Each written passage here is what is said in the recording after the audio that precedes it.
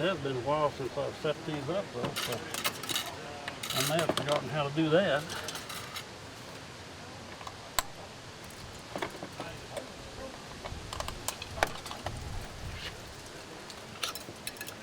I started using this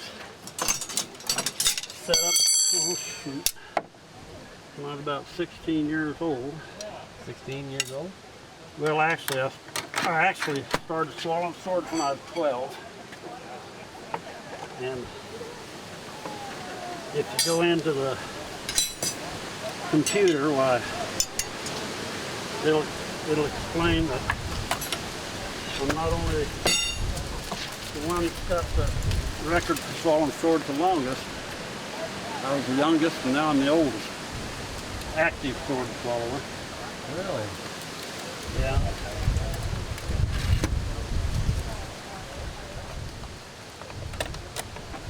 One of those occupations that's always you're always having a little bit of promo of some kind. Yeah. Okay, let's see here.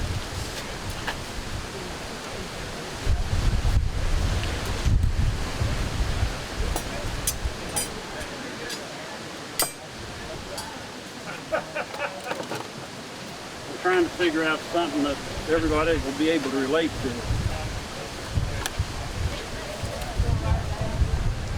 Now y'all are welcome to come down in here closer if you want to. Some of this stuff I think will be more impressive if you're up a little closer.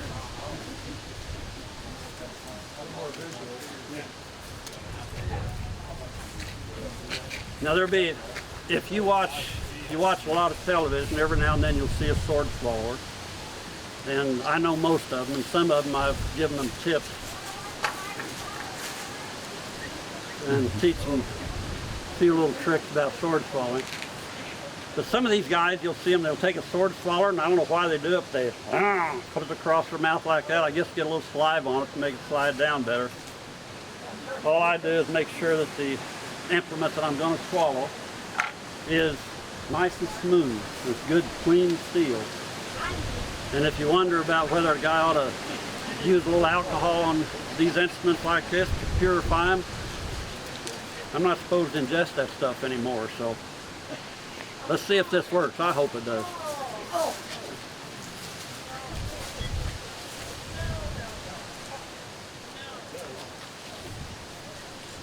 Now any 5-year-old child can do that, but it takes about 15 years of practice. What do you do for the first 15 years and all the gouges? Well, actually that's a good question. It's kind of funny, but I've been in show business ever since Sally Rand did her first act out there in California with the big bubbles, you know. She used to have these big bubbles, but first that didn't work too good. People were throwing rocks for bubbles, you know. So she went to the feathers, and that's the way most people.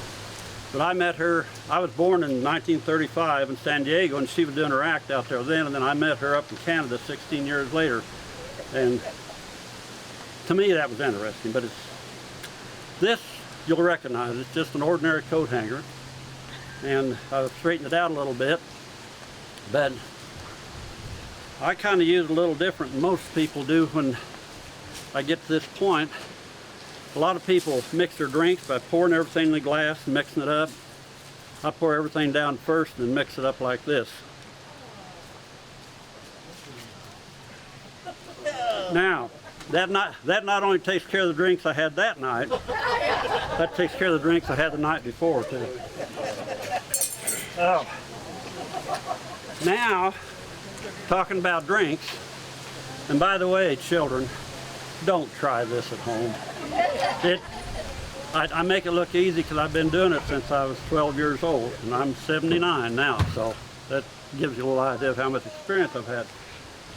But for those who find it difficult to know when they've had enough to drink, what I've got here, you'll recognize, has a dipstick. And when I was over in Korea many years ago, I was going up above the DMZ to put on a show for the troops up there, and I didn't have any swords. They wouldn't let me take them over, So I had him stop. I said, hey, wait a minute, there's a wrecked Jeep there in the ditch. So I went over and got this out of that Jeep. And this is the way I see if I've had enough to drink.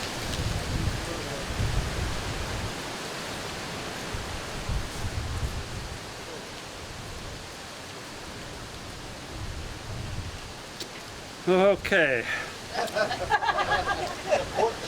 Kenny, it looks like I'm about a half a pint low. Okay. It just went a little deeper and you wasn't at a half pint. Now we're getting into the more dangerous stuff. This is a bayonet. This is what they used to use on the old M1 rifles back in World War I, first part of World War II. When I was over in Korea, all we had to work with was something just about that long. And I was kind of hoping I had something a little longer, a time or two there. But anyway, this one always worries me.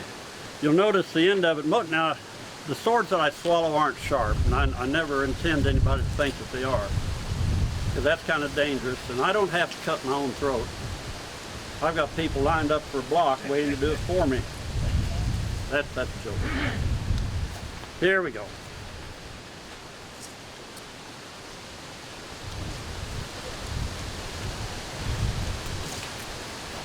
All right. Thank you, thank you. That's kind of like when you go to a rodeo and the guy gets bucked off and the announcer says, well, come on, folks, that's all he's going to get. Let's get it. Because this is strictly volunteer.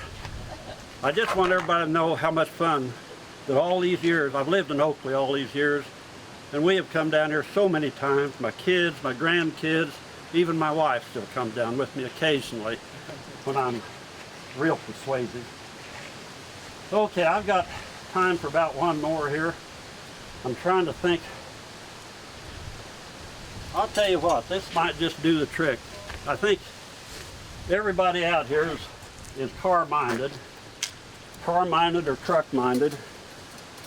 And if you've ever driven an old Peterbilt with a 4x4 shift, well, this is the short lever.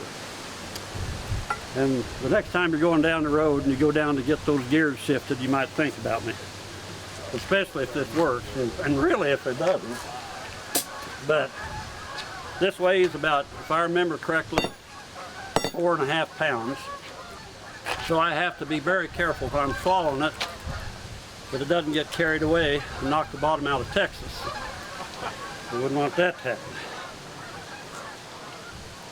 Can I really do this?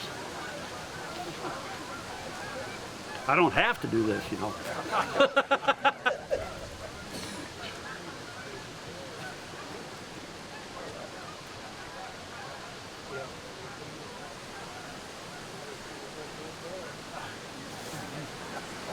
Now usually I let it hit the stage, but this is cement and it's going to tear it up, so I can't do that. Okay. Would you like to help me? Would you like to help me a little bit? We'll do this one time. I very seldom let anybody help me, but you look like you'd be a good helper. Here's what we're going to do. I'm so anxious to find out what it is. Here's what we'll do. We'll take this. This is what I call a beginner's sword. This is what I learned with when I was 12 years old. I asked my mother, I said, when are you going to teach me to swallow swords? Because she was a sword swallower and my father was a sword swallower. And she said, well, I was waiting for you to ask. So she gave me this right here. Now, you're not going to have to swallow it. What I want you to do, I want you to take a hold of it, and I want you to pull it straight up, just like you was pulling it out of my throat. You pull it straight up. Pull it up. See how that feels? If you were pulling that out of my throat, that's how it would feel. You think you can do that?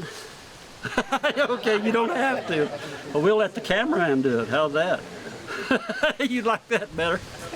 Kenny, you want to help me? You're a...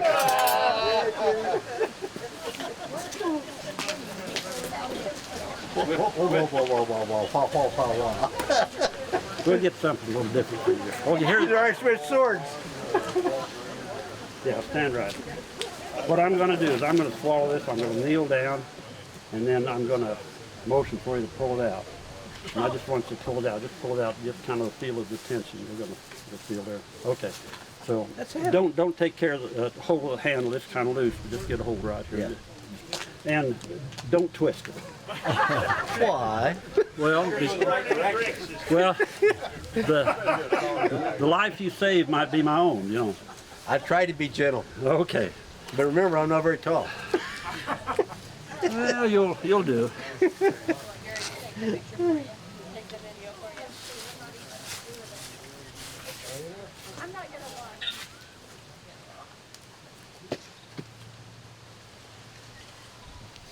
Let's give him a nice round of applause. Thank you, sir. Thank you. Okay, well, I want to thank you all for your kind attention, and I really thank the folks that keep this lake looking good, and come down here, you know you're going to have a good time. We appreciate you helping us out and doing this for us today. Okay, thank you. So That's all I got to say about that. you do come down here?